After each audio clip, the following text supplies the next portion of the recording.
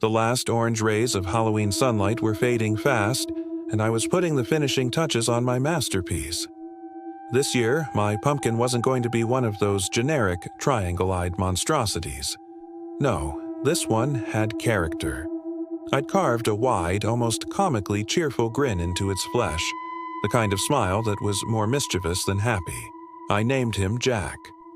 As dusk settled, I placed a thick, waxy candle inside, lit the wick, and set him on the windowsill to welcome the trick-or-treaters. The night was a whirlwind of candy, costumes, and the distant laughter of kids echoing through the neighborhood. By the time the last little ghost had collected their sugary toll, it was late, and a heavy silence had fallen over the street. I was exhausted, ready to curl up and forget all about the spooky season until next year. I went around the house, blowing out all the decorative candles, saving Jack for last. I leaned over the windowsill, took a deep breath, and blew. The flame flickered wildly, dancing as if fighting against me, but it didn't go out.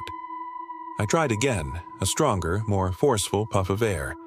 The flame bent so far it almost touched the wax, then defiantly straightened back up, burning as brightly as before. Strange. Maybe it was a draft from the window. I sealed it shut, feeling a slight illogical chill run down my spine. I blew a third time, my cheeks aching from the effort. Nothing. The flame just wouldn't die. I decided to just leave it. It was probably one of those trick candles, a leftover prank from a past birthday. I'd deal with it in the morning. I turned away, ready for bed, but a flicker of movement in the corner of my eye made me pause. I glanced back at the pumpkin. Was it just my imagination, or had the grin shifted? It seemed wider now, stretching unnaturally, pulling the carved edges of its mouth almost to the sides of its round orange face.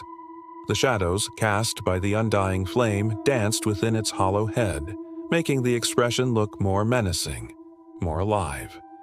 My heart started to pound a little faster. "Okay, Lily, you're just tired," I whispered to myself, my voice sounding small in the quiet room. "You've been staring at spooky decorations all night. It's your eyes playing tricks on you." I forced a laugh, but it came out as a nervous squeak. I decided to ignore it, firmly turning my back and heading towards my bedroom. But I couldn't shake the feeling of being watched.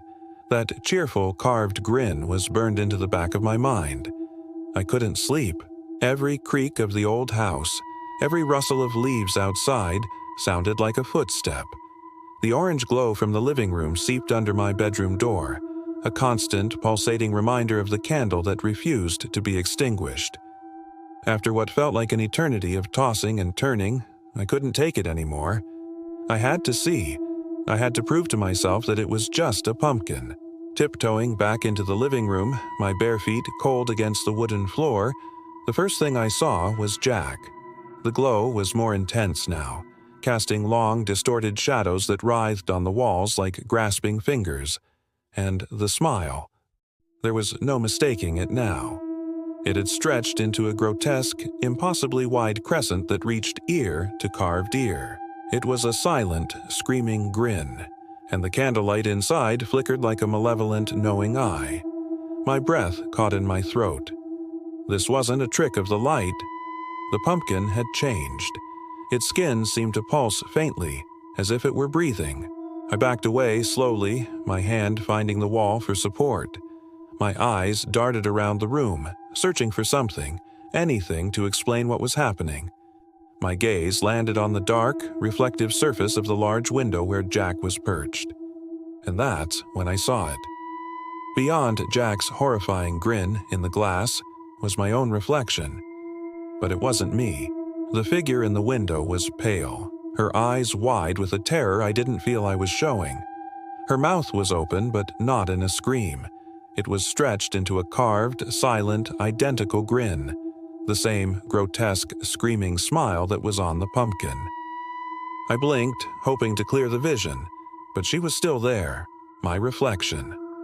She, or it, raised a hand, and I watched, paralyzed, as my own hand in the real world mimicked the motion without my command. She pressed her palm against the cold glass from the other side, and I felt an icy pressure on my own hand. We were connected. The reflection's grinning face stared into my soul, its eyes empty and dark, just like the hollow sockets of the pumpkin. I tried to scream, to pull my hand away, but I was frozen, a puppet on a string. The reflection started to laugh, a silent, convulsive movement that shook its body, and I felt a phantom vibration ripple through me. The candlelight inside Jack flared, illuminating the room in a blinding flash of orange. When my vision cleared, I was looking out the window. The room was empty. My room. My cozy living room.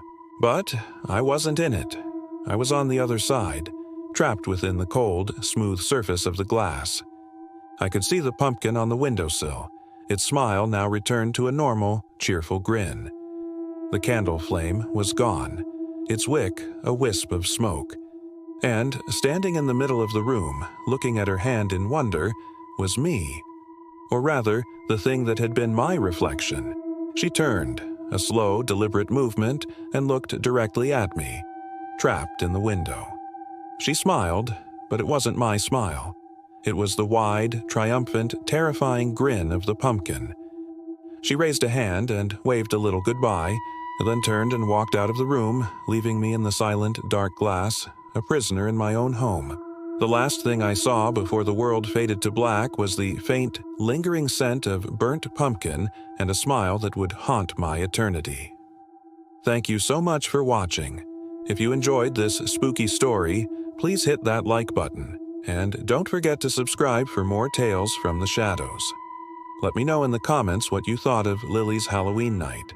Stay safe, and see you next time.